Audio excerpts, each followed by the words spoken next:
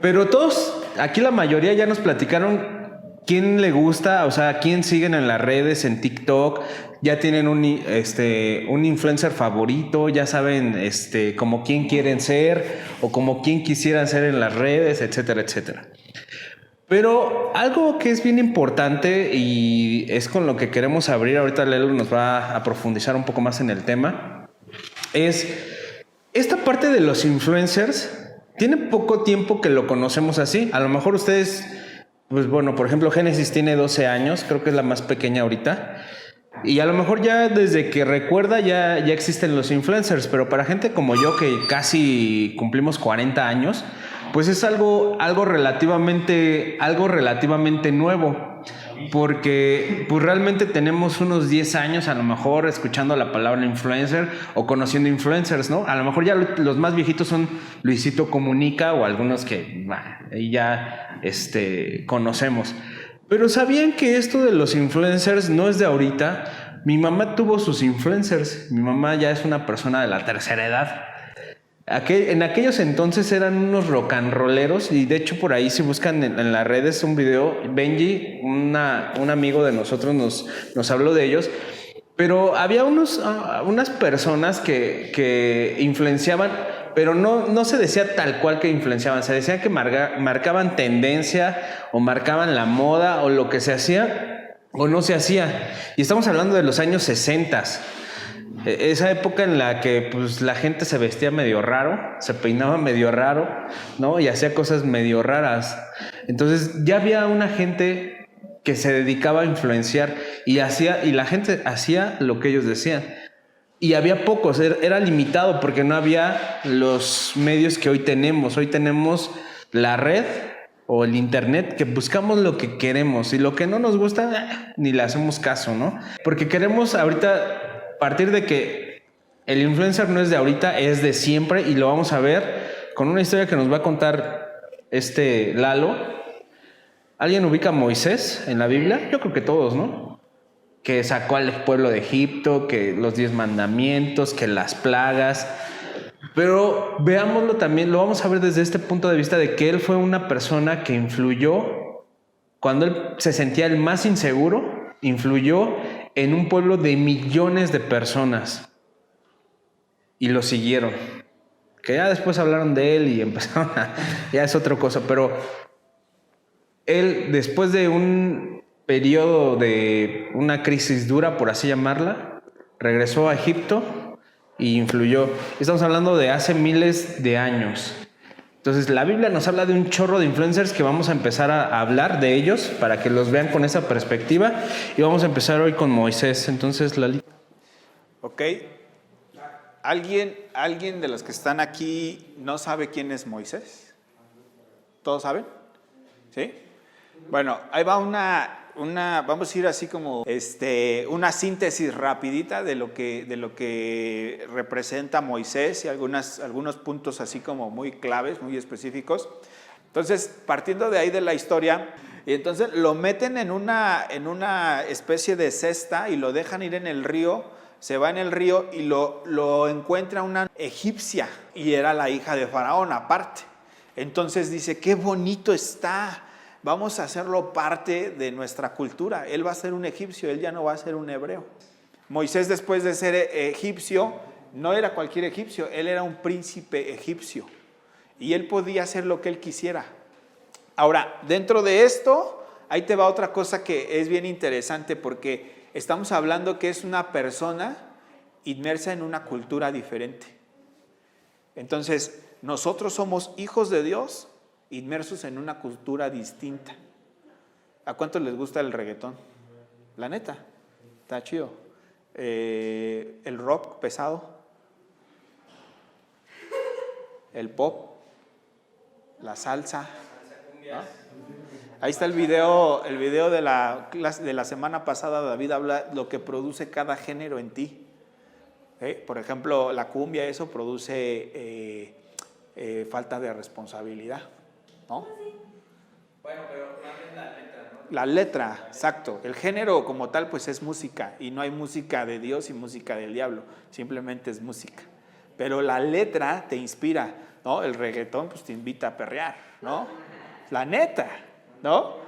Entonces, a Moisés, todo esto, o sea, él sentía cosas como que decía, ¿por qué me duele a mí que estén latigando a un hebreo? O que le hagan algo malo a alguien que se supone que no era de su cultura. Entonces era porque Dios había puesto en él un sentimiento de la esencia que era él, era hebrea. Y entonces Dios lo llama y le dice, tú vas a liberar a mi pueblo egipcio, ¿sí? Tú eres el escogido, tú eres el llamado. Y Moisés pues dice, pero yo, ¿cómo? Si yo no puedo hablar bien. Decíamos en la mañana, no era tartamudo como mucha gente dice, era tardo para hablar, o sea, era lento de palabra y no era alguien que se le hiciera fácil. Ahora imagínense cómo Dios lleva a una persona así a liderar miles de millones de personas. ¿No se les hace algo impresionante? El poder de Dios a través de una persona que era insegura, que a lo mejor no tenía las grandes capacidades, pero que tenía un llamado y Dios lo había escogido. Y eso es lo que a veces vale más que cualquier otra cosa. Yo creo que Dios está llamando gente. Y este tiempo en particular, Dios está trayendo nueva gente. Dios está diciendo, esta generación, ¿qué pasó en el desierto? Hagamos un análisis. Bueno, partiendo de ahí, Moisés, Dios le llama, él obedece el llamado. ¿Se acuerdan? Está la zarza, está encendida, no se apaga. Y entonces va y le dice, tú vas a liberar a mi pueblo.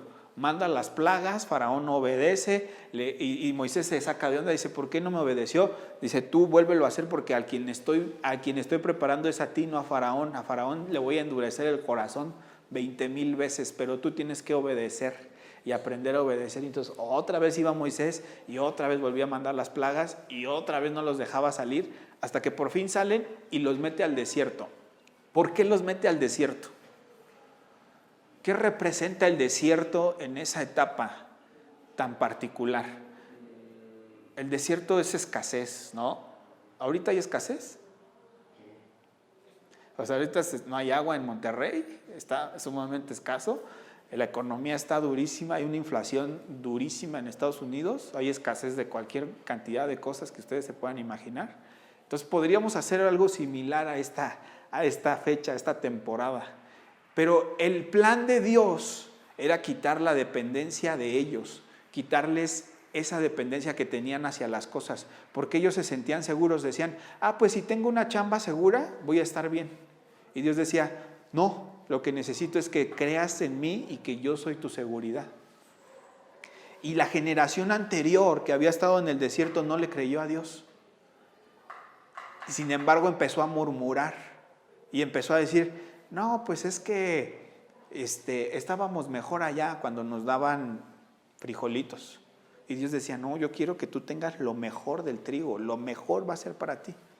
Y entonces Dios les dice, van a ir por el desierto y en medio del desierto, yo creo que esta temporada que estamos viviendo es para que Dios nos quite un montón de cosas que no nos sirven y no nos aprovechan.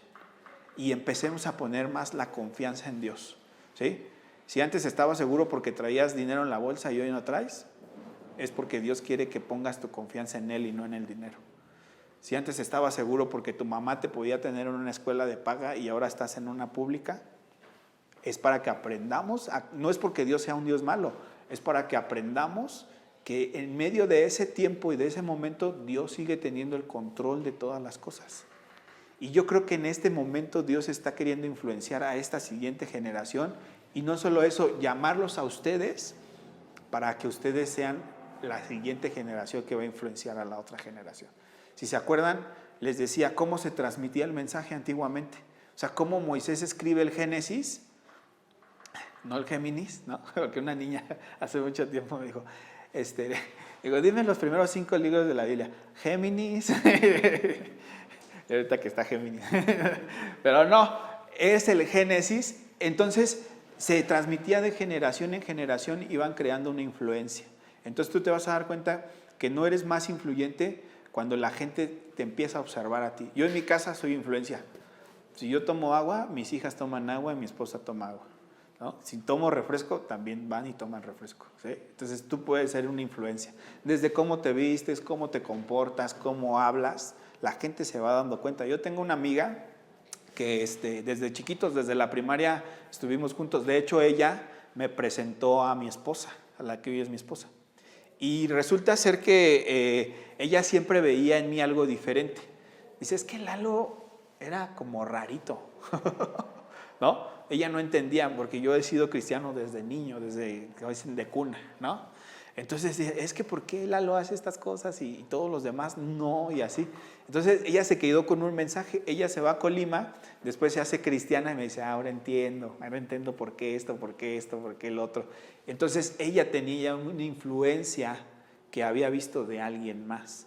Y nosotros estamos llamados a influenciar a las personas, ¿sí? Si no hemos sido influencia, pues qué triste, porque a eso nos ha llamado Dios. Por eso es que también parte de esto, miren, muchos influencers y muchas personas empiezan a... Pero más para acá, para que se vea. Ahí no se ve. Igualito se pega. Pásalo. Acá. O ponlo aquí. Es que ahorita vamos a... Pues es que a mí ya había venido en la mañana, se quedó haciendo... Entonces, muchas personas, yo estaba pensando en esto y decía, ¿por qué nos tenemos que colgar de un hashtag que ya sea famoso? ¿Por qué no podemos hacer nosotros nuestro propio hashtag que sea influencia? Si Dios nos ha llamado a eso. Muchos influencers, como lo comentaba Ame la vez pasada, yo le preguntaba, ¿cómo podemos hacernos virales o hacer influencia? Y me decía, pues es que te cuelgas de uno que ya lleve, ¿no?, 3 millones y ya seguramente tú también vas a llegar.